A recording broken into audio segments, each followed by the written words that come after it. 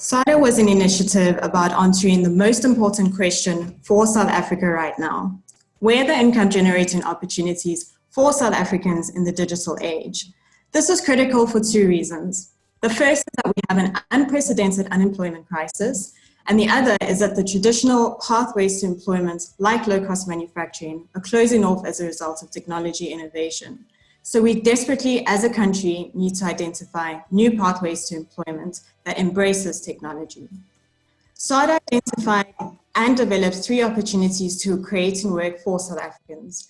These include services that can be delivered to any parts of the world, but from our own local setting, the opportunity for platforms to scale and absorb skilled labor and unskilled labor, the opportunity to use tech to improve processes across sectors of the economy. We then figured out why those opportunities haven't yet realized nor scaled.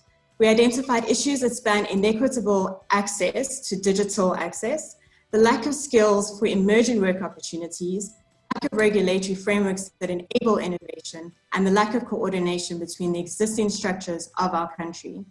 We detailed the practical imperatives that are required to overcome these obstacles in order for our opportunities to scale and unlock tremendous value. These pathways to value were detailed across short, medium, and long-term timeframes. We then set out a blueprint for a strategy which quantifies the opportunity to create 100,000 new jobs by 2023 and at least 500,000 jobs by 2030. We detailed the mechanisms to achieve inclusive growth with the resultant effects of increased innovation, investments, and economic development. Our strategy and recommendations have been adopted by the likes of industry associations, the DTIC, and CEOs within the industry. Beyond industry, the impact of the value quantified by Genesis has caught the attention of several newsworthy platforms across the country. This is really because SADA was a particularly unique project. 3 reasons why it was so different. We undertook a rigorous and agile approach to consulting to test and validate what opportunities existed for income-creating work in the digital age.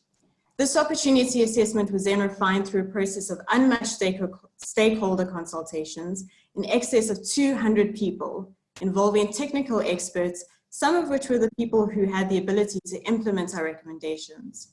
We ultimately had to be courageous in picking the winners in terms of where we believe the opportunities would come from to create work. SADA didn't have any pre-existing framework as a starting point. We developed a deep understanding of the digital economy, which traverses many sectors, and we created a multifaceted blueprint that sets up new types of work. Secondly, Genesis played the role as an ecosystem convener in the process. We spent an incredible amount of time figuring out a landscape that ensured that the relevant stakeholders were included in the process in order to validate and refine the opportunities we identified. We had to be imaginative and creative about how the ecosystems could work in a way that would ensure the opportunities identified would scale. And third, we undertook a year's worth of work and did not get paid for it. This was a risky investment, but with major payoffs. SADA has not only set precedent for digital projects, but has become the launching pad for the scope of digital strategies and projects across the firm. This has led to the 4II projects in Uganda and the Digital Economy Project in Malawi. SADA also established a framework which has been adopted by the SADC Innovation Project and more recently, the Department of Communications and Digital Technologies on formulating South Africa's Digital Economy Master Plan. Some of these projects may sound familiar as they are this year's flagship projects at Genesis. Beyond this, SADA established stronger networks and as a firm in other spaces that we have not ventured into. This even includes the work on COVID done for PPGI and the presidency, networks which were solidified through SADA.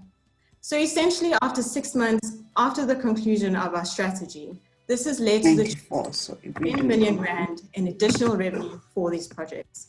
So the investment in SADA's intellectual property is certainly yielding dividends.